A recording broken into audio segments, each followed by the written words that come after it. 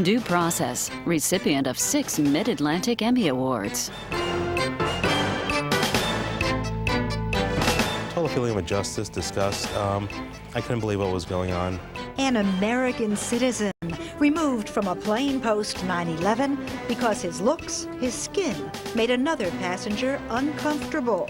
Now he's filed suit and he's looking for more than an apology. Racial profiling in flight on this edition of Due Process. Major funding for Due Process is made possible by the New Jersey State Bar Foundation, committed to educating the public about the law. Additional funding is provided by Lawyer's Diary and Manual.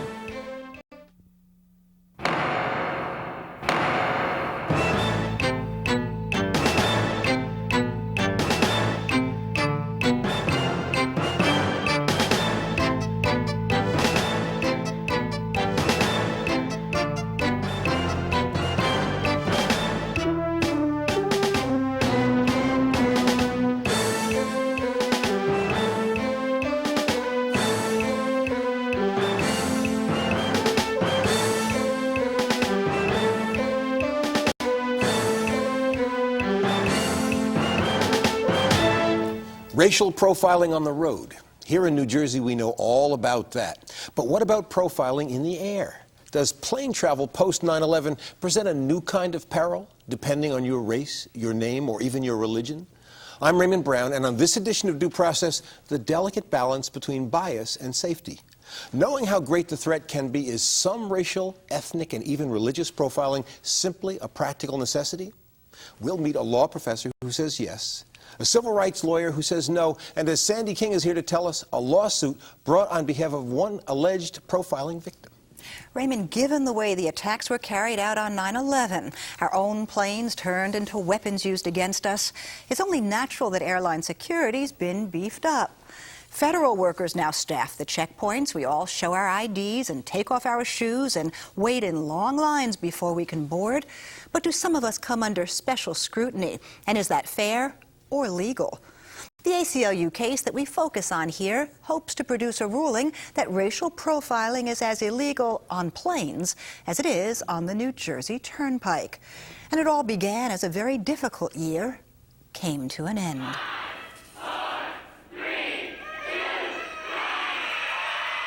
It was New Year's Eve, 2001. 1 year into the new millennium, 3 months after the horror of 9/11. A night to be with family and friends, a night to get back home. New Year's Eve, I was just planning to get on a flight and get home to bring in New Year's with my family.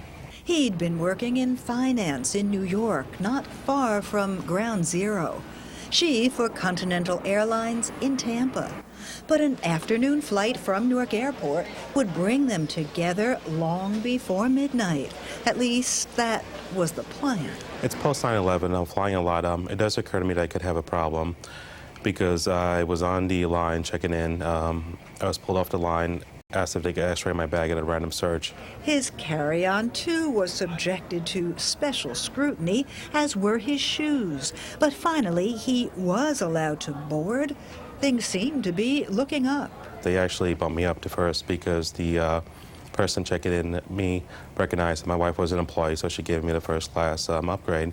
Settling in, he noticed another Asian passenger in the row just ahead and a friend of that man who stopped to say hello. Now, while they were chit-chatting, there was a woman who was actually glaring at the two of them as well as myself. All this with the plane still at the gate, the captain in the cabin, and the agitated woman no longer content just to watch. She kind of signaled to the captain. The captain walked back to her. They stood behind me. And what was spoken then, I couldn't believe. She said, "Those brown-skinned men are behaving suspiciously." And that was just the beginning. This was one New Year's Eve Michael Dasrath would not forget. Next thing I know, the gate agents had come over. They're asking us her names. I tell them my name. They tell me to get my belongings and basically deplane. What he thought would come next was still another search, still more questions before they'd be back on the plane for takeoff. They explained to us one of the passengers felt we looked suspicious and they were uncomfortable flying with us. and the passenger has spoken to the captain. The captain agreed, and he wanted us off the flight also.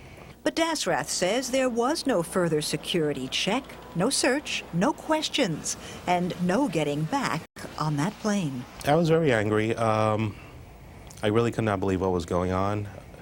And humiliated, infuriated, upset, disgusted, very negative feelings. Surprised? Very surprised. And even more surprised when he and the other two brown men were escorted to the next Florida flight, this one bound for Orlando. The result would be a lost bag, a very late arrival, a ruined New Year's Eve, and ultimately an ACLU lawsuit. They were placed on another flight, but again without any further security checks. And to us, again, that highlights our position that it had nothing to do with security whatsoever, but again, with discrimination and indulging another passenger's bias. Ejected from the plane because of his security concern. Yet, he gets off the plane, your security concerns disappear in thin air, and people who were sitting in the plane who felt uncomfortable, now that they're comfortable, you take off. And in Muslim Middle Eastern neighborhoods like this one, the Dasrath case comes as no surprise. They use this opportunity, the national security, terrorism, as a vehicle, as a pretext to basically attack Muslims and civil liberties. So there is a special irony in the fact of Dasrath's religion, Christian, and national origin, Indian by way of Guyana. The fact is that you are neither Middle Eastern nor Muslim. No, neither. Nonetheless, since 9/11, Dasrath says, his appearance has caused him to be repeatedly profiled, sometimes by authorities, sometimes by the stares of hostile strangers. Especially at the airports and things like that. It's just really based upon my physical appearance. I fit a profile which somehow they feel may be the deaths of thousands to come, and it's just so wrong. And fitting the profile may be even more of a problem if you are a Muslim with a Muslim name. Should I change my name? There are Muslims who have done that. These people are not changing their faith, but simply they do not want to go through the harassment. They go with their names. Harassment that this civil rights lawyer claims is especially common at airports. On the air, profiling is normal after 9/11. And lawsuits are continuing to be filed by the ACLU and other organizations. There are 4 such lawsuits now pending in 4 different states against 4 different airlines. Among them, Michael Dasrath's claim against Continental, a claim that seeks cash damages. But emotionally, have you been scarred? I still am. Yes, I was scarred. I really was just a whole feeling of disbelief. I still don't believe it. No one ever questioned me. No security personnel ever came over to me. If we're not going to bring lawsuits on behalf of individuals such as Michael, who are hardworking American citizens who've done nothing wrong, then why are we in the business? So in this case, there was no question in your mind. There was no question at all. This was a case you wanted. Absolutely. And the air profiling cases brought by the ACLU are not the only ones filed or pending. There's the Arab American Secret Service agent removed from an American Airlines flight when the pilot questioned his credentials. A clear case, said his lawyer, of discrimination. Or the Sikh American from Long Valley who claims he was harassed on Atlantic Coast Airlines, a Delta affiliate, by a flight attendant reacting to his turban. Meanwhile, in the case of Michael Dasrath, Continental declined to talk to us on camera. But a spokesman did tell us, and I quote, "The responsibility for the safe transportation of our customers and our aircraft ultimately falls on the captain in command, looking at the facts surrounding the flight that day and the information available to the captain. We believe he was justified in his decision." And though several of the air profiling cases have settled out of court, Raymond, this one seems to be headed for trial. And when we come back, we'll hear the arguments from both sides. Does some profiling just make sense? A former deputy commissioner of the INS will tell us why. An attorney from the ACLU will say why not when we come back, so stay with us.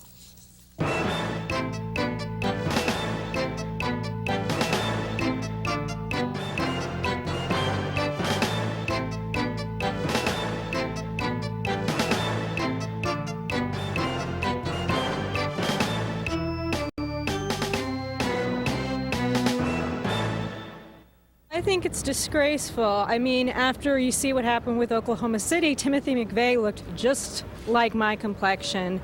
And people are capable of terrorism regardless of their race, religion, anything. I think that if they had some type of some evidence that these passengers would create some type of havoc or the word terrorist, then yes. But just to pull them off because of the way they look, that's not right. It's a really difficult situation because it all depends, because I know it's for the sake of security. But if it was just because they were Muslim and they had their head wrapped, then no. I would have to side with them. Well, we don't want to discriminate in this country, and people who've been humiliated and pulled out of line should have a right to do something about that. I think the airlines were just trying to be safe, and along with their random checks, the least they could do is profile. Sorry, it's just the truth. But one man's truth may be another man's big lie. And the kind of split in opinion we found on the street is reflected right here in the studio. As we'll hear from Jan Ting, a one-time deputy commissioner of the INS, now a professor at Temple University's Beasley School of Law, and Bill Buckman, a member of the board of the state ACLU, and the lawyer who may be more responsible than any other for exposing racial profiling on New Jersey's roads. Welcome to both of you. Thank you. It's good to be here. Jan, let me start. You're both old friends. Jan, you've been here before, and in the past, as I recall it, and I seem to think it rings loud and clear, your position is that while it shouldn't be abused, you think that profiling is part of the package that's part of our security. I certainly think there's a place for profiling. Suppose we could go back before 9/11, turn back the clock, and suppose we had the option of bringing in profilers at our airports, Israeli profilers, the same profilers who work for El Al Airlines and keep El Al safe, who operate under instructions to use any criteria they want, including appearance, in deciding who they're going to question. And if they decide to question somebody and they miss their flight, they're told that's okay. If they decide that somebody can't fly at all on El Al, they're told that's their decision to make. Suppose we could bring those people in before 9/11. Should we do it? Or should we say, gosh, the cost is too high to do that? I don't think there's any doubt that we should have done that if we had that option. So even if it results in events like the kind of case we just showed, where clearly an innocent guy who everybody apparently knew was innocent except one frightened passenger, yes, I think we have to put that on the scale and weigh that against 3,000 dead. Right, I'm going to come back to that 9/11 in a moment, but Bill Buckman, just on the matter of principle, Jan Ting says as a matter of principle, profiling is an acceptable tool. What's your view? Well, I think that the example that you showed just proves why it's an unacceptable tool. That wasn't law enforcement. That was vigilantism. This wasn't informed scientific police work. This was a passenger saying, I feel uncomfortable next to someone of color. I mean, we could have used that same law enforcement tool at the counters in Montgomery, Alabama as a justification to maintain segregation. So your view is that abuse is inevitable, or that the use of it is inherently bad? Abuse is inevitable, and when we talk about profiles, inevitably we devolve into the situation of color justifying everything without any basis in scientific police work. Jan Ting, let me go back to 9/11 for a moment with you. The governor, the former governor of the state, Governor Kane, is the head of a commission that's looking into the question of what led up to 9/11, what could we or should we have done differently. And some of the testimony suggests that many, maybe up to half of the hijackers were out of status. That is, these were persons who were either had overstayed their leave or had lied on their applications. In other words, that rigorous enforcement having nothing to do with profiling might have detected them.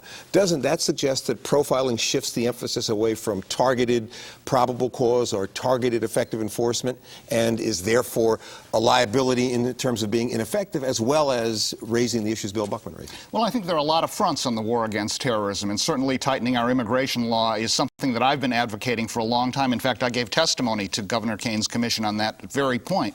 But I think profiling in terms of, in particular, air safety has an appropriate place. Now, I appreciate Bill's point. It makes me uncomfortable, too, to have private parties engage in profiling. I don't think that's the right way to go.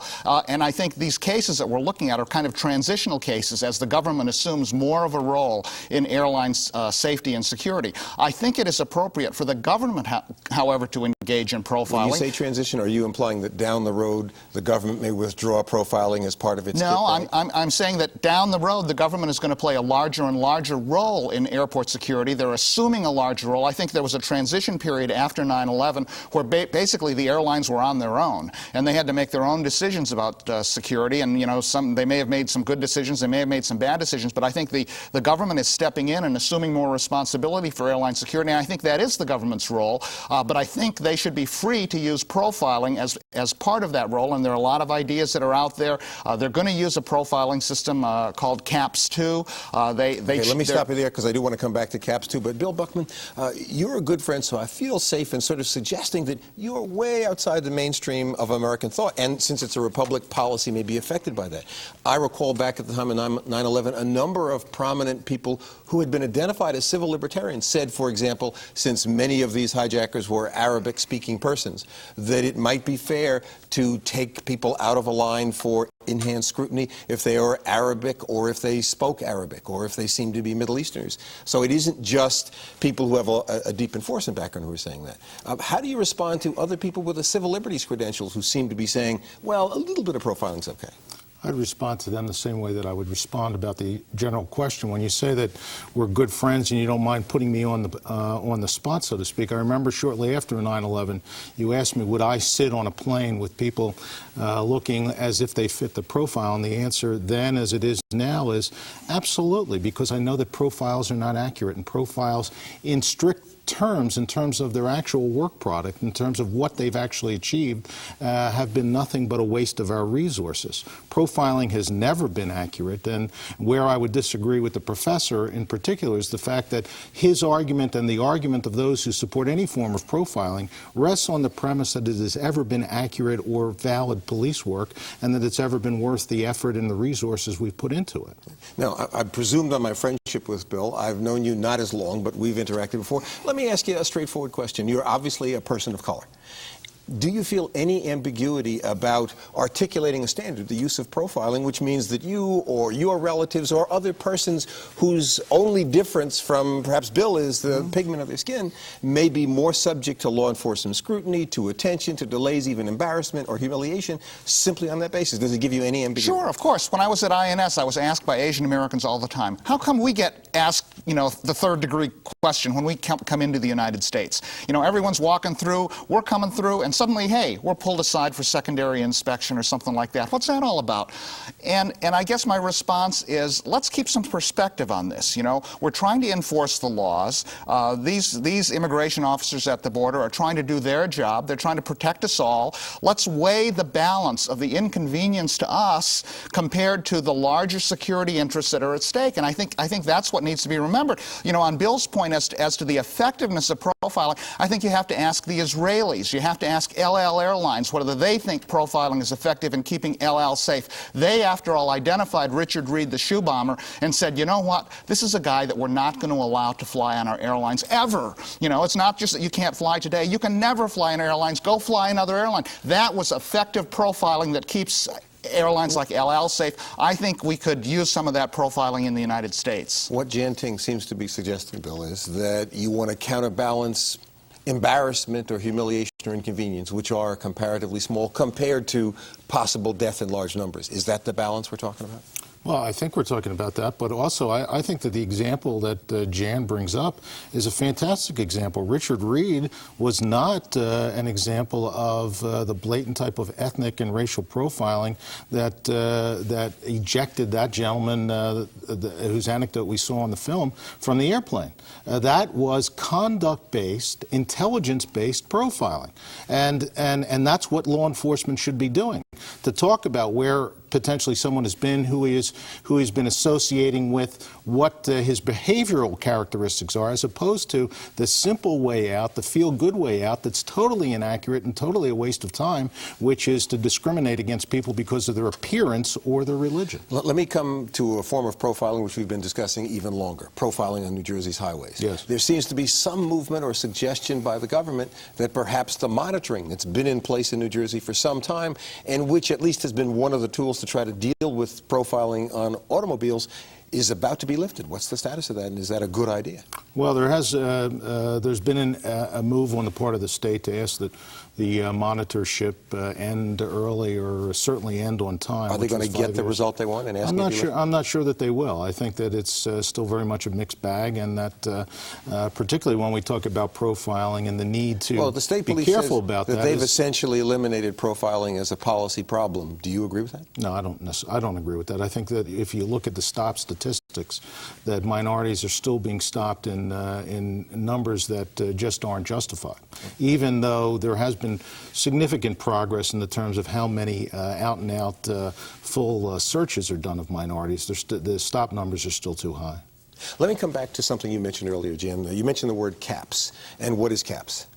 Well, that's the government is going to come in with a profiling system, computer-based profiling system, and basically leave it to the computers to decide who searches. Ideally, we won't be searching. That won't be primarily racial or ethnic. That'll be based on some other factors. Well, the government, understandably, wants to keep the factors that they're using secret, confidential. And one of the concerns is that the predecessor system they've used, the Transportation Security Administration has admitted, generated 30 to 40 calls a day from airlines saying people were being improperly targeted. It seems to me that this is a system that's bound to result in chaos and perhaps an increase of profiling as something that maybe agents can rely on when they have a system that is subject to some criticism. Well, we'll have to see how it works. I mean, if we continue to profile 89-year-old grandmothers and, military officers in full uniform, members of Congress with wooden legs, I mean, if those are the people get singled out for secondary inspection, then I think there's probably something wrong with the system. I think the system can be improved upon. I think some degree of profiling works. I think Richard Reed was singled out by the LL screeners on the basis of appearance. He was a weird-looking guy, happened to be of mixed race. That was the basis on which they singled him out and forced him to undergo secondary inspection. Odd is not necessarily or primarily racial or ethnic. Well, it may be. All right, let me get to the more difficult or the more challenging part of our discussion, which is you've suggested, Bill, that maybe there's been a decrease in profiling on the highways, for example. Do you think 10 years from now, profiling is going to remain a major policy question of concern to the community, whether it's with respect to roads or air or any other form of transportation? Yes, and it's going to remain a major debate because, unfortunately, with all due respect to Jan, is the fact that the profiling debate and those in favor of profiling really are talking about something that's supposed to be a shortcut for police. And it's an inefficient shortcut, and it's a waste of time and resources because it has never been proven to be accurate and it never has been accurate. So we're always going to have this debate because we're always going to have the situation where people are going to say, oh, let us take this shortcut because this will be an easier and quicker and cheaper way to do it, and it's not. So we're always going to have that knee-jerk reaction to go back into profiling. Can I just say, the difference between profiling on the highways and profiling in the air is the difference between apples and oranges. That in profiling on the highways, what are the stakes? You're balancing the inconvenience to travelers of color as opposed to getting a couple of ounces of drugs off the street. I mean, it seems to me that's a different question than in the air, where it's 3,000 dead versus inconvenience. Let me give you the tough target. The tough target is, as you say, the air, and the fact that virtually every leader in this government says this war on terror, whatever that means, is going to go on into the indefinite future. Does that mean that we have to expect forever there will be profiling as well as challenges to the effectiveness of profiling into the foreseeable future? Well, I think we are at war, and unfortunately it's one of the characteristics of war that you never know how long it's going to go on.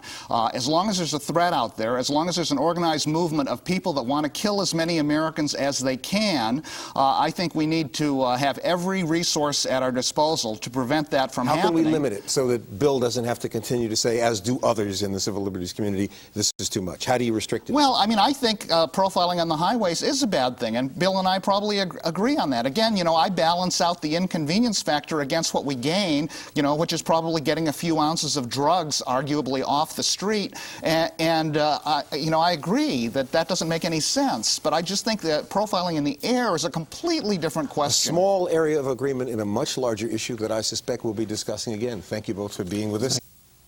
And that's it for this edition of Due Process. But we'll be back next week with another hard look at law and justice. And remember, you'll find us at 3 new times: 9:30 Sunday morning, 6:30 Sunday evening, and 11:30 Tuesday night.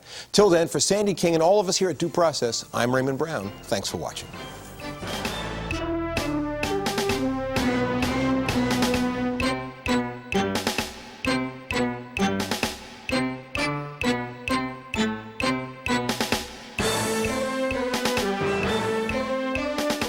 What we are talking about is not being done for our security, not to enhance our security, but this is simply being done in a, what we call, in a profiling manner, to satisfy somebody, to answer somebody's concern, not a security concern, but to make the people who are there, to make them happy.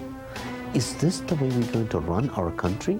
Is this the country that we are so proud of, to say that we have the freedom that we have? Is this what we are going to basically export outside of this country, let's say to Iraq, and say, this is what we want, Iraqis. This is our model of freedom. Imagine Iraqis hearing about this, that people are being ejected from our planes because they look different, because somebody on the plane thought they were different or were uncomfortable. That is not the image that America has to carry.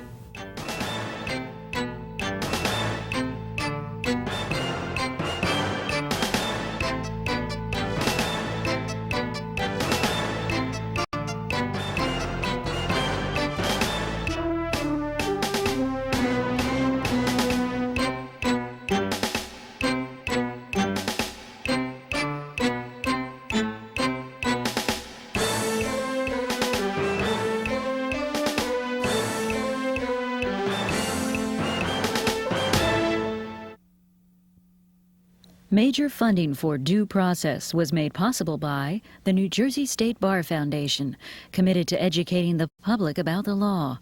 Additional funding was provided by Lawyer's Diary and Manual,